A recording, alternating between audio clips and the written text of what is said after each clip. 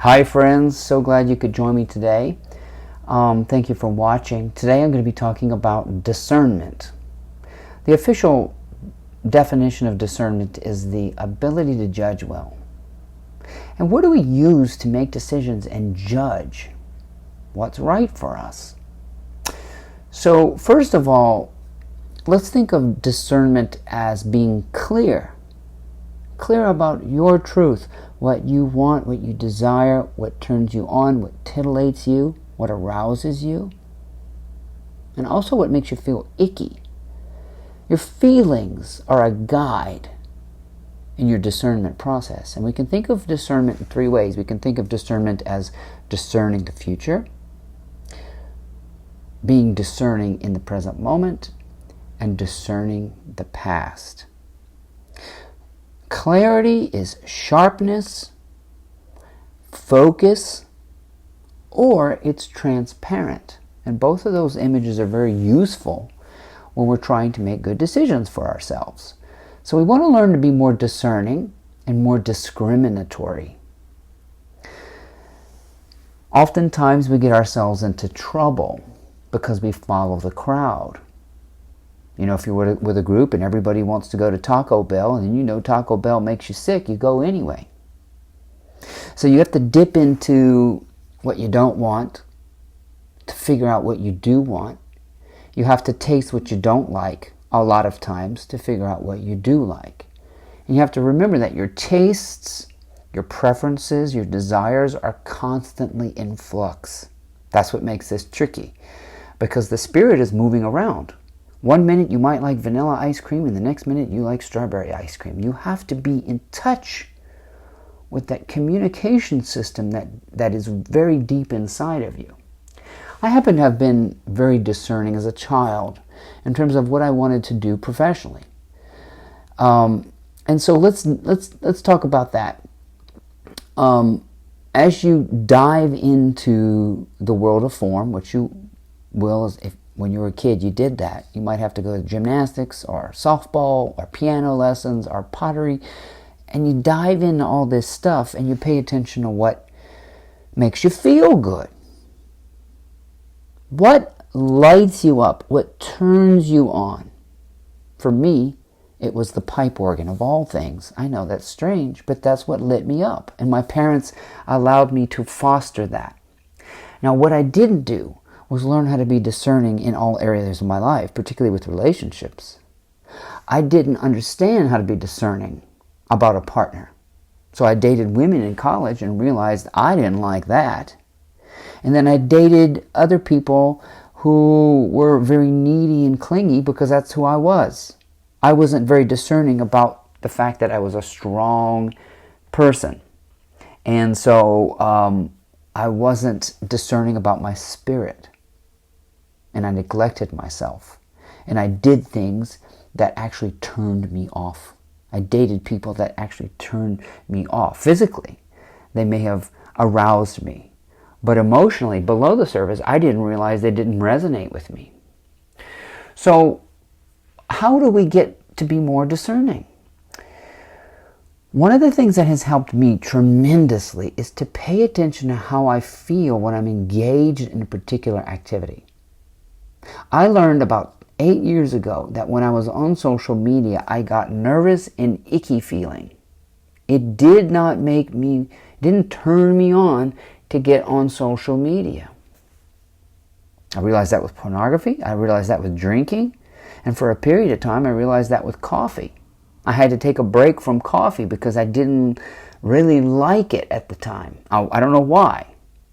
I think I know why, but I took a long break from drinking coffee because I was paying attention to the fact that I didn't like the taste anymore. So your inner truth is communicating with you. And it's communicating with you when you're around particular people too. You might think you like somebody, but then when you're around them, your heart beats fast, you get nervous, you're uncomfortable, there's no alignment and resonance with them. You have to pay attention to that. That doesn't mean you can't be around people like that. But you want to gravitate towards people that align with you, that make you feel peaceful. I remember the intuitive voice confirms your choice with peace, joy, aliveness, kind of like, yeah, this is exciting, turns you on. So in the present moment, discernment is paying attention to how you feel. What are you doing that might be triggering this icky feeling? For a lot of people, thinking negatively turns you off. And we don't realize that the mind is constantly talking and talking and talking. I got wise to this. I realized that when I would think negatively, it made me feel like shit. Now that seems like an obvious thing, but to a lot of people, they are not discerning about the brain. They are not discerning about it. They're driving and thinking all this depravity, all this lack, all this negativity, and they start complaining about it. They get on the phone and complain, and all that just turns your spirit off. That's like a switch. Whoosh. And if you pay attention to yourself when you're complaining and thinking negatively, I guarantee you, your spirit is dead. So you learn what the mind is actually for. The mind is for creation, intentional creation. So now I discern when I think. When I think about things that that turn me on. And I build reality models of my future. And that gives you a chance to dive into the contrast virtually. So this is discernment in the future. Build a 3D model of anything you think you might like. And get in it. Get into your dreams. Get into your desires. And live with them. See, the discernment period helps you live with your future and see if you like it. And you can remodel it. I dreamed of being a college professor for years, and I became one, and then that dream died. I no longer got turned on when I thought about my future as a college professor, so I had to pay attention. And now I'm getting turned on about talking about this. And see, I dived into it a little bit. When I was teaching, I would talk to my students about life and try to come up with practical ways of helping. And it resonated with me. And it resonated with my students. They would say to me, Dr. Hebert, we like your life talks. Sometimes I could see that they were getting so stressed out and so overworked. I'd say, okay, friends, let's stop for a minute and let's just talk. They would ask questions and I would just help them, And I found that it helped me. I was turned on by becoming a life coach, spiritual teacher, guru, philosopher, whatever you want to call it. I just like talking about these things. And I hope that you can see that my spirit is turned on when I'm teaching. I don't know if it's really teaching. I'm just talking about what's on my mind on my YouTube channel that enlivens me. So use discernment to create your future. Everything. Like, I already know I want to move out of this house and move into another one. I know exactly what it's going to look like. It's going to be a Spanish Mediterranean terracotta roof. It's going to have arches and a courtyard and a fountain and a pool. I love to go in there and remodel it. I know where my music room's going to be. I know how my dining room's going to look. I know I want an island kitchen and all this stuff. And then when I get into my dreams, crafting my dreams the way I wish I want them to be, I get excited about that virtual model. And so that is what builds momentum towards bringing that into the future. Does that make sense? So you got to get clear about it. What if you don't know what you want? Well, get clear about not knowing what you want. That means something. Not knowing what you want, write about it. I don't know what I want.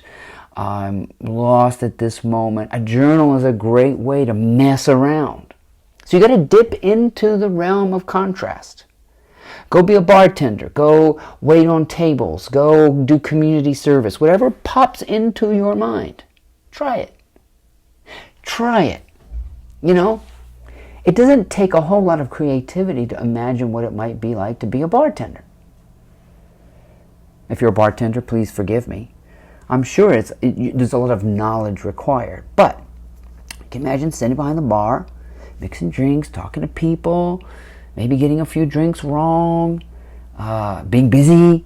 Is that what you want? I know somebody who is thinking about being a flight attendant. Well, you've been on enough planes to know what that might be like in some superficial way. Put on your uniform, get into the plane, live on a plane, go in the airport, stay in hotels, deal with rude customers, serve potato chips and Cokes, pick up trash, tell people to go back to their seat. It doesn't take much to get into that and to build a virtual model of it and see if maybe you like to come back to it. Do you like to come back to that dream? I'm building some future models right now, and I like to come back to them and remodel and fix and work on my dreams. That's how you use discernment in the future. Discernment in the present is to pay attention to what you're doing.